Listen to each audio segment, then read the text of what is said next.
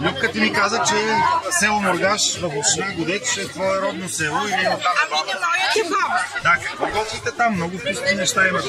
Ами това съм го запомнила от нея, тя като ми го е готвила. И така вкусничко сме си го хапвали със своето братче. Ваканциите прекарвахме, нали, лятото обикновено в Бургаш. Тя запазваше туршийката. Туршия водна, да. Не, тук няма месо. Когато правиме запазване от пръшките. И тогава, който обича така да му е по-мазничко, се слага в същата гозба и пръшки. И нали вече се променя вкуса, но пък някой обича постничко, друг какво друго вкусно правихте там?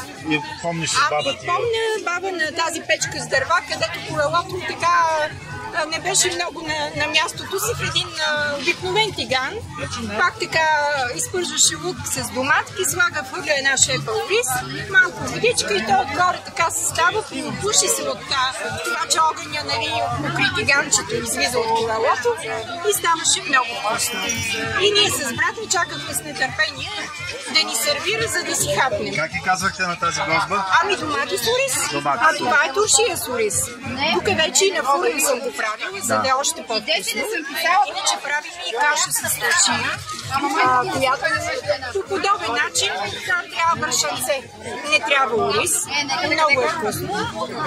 Освен това любимото на моите сини дъщеря и търкания компир, дечки казах, каша от картофи. И тя е уникална на вкус, но обикновено зимата се консумира. Пак е много вкусно.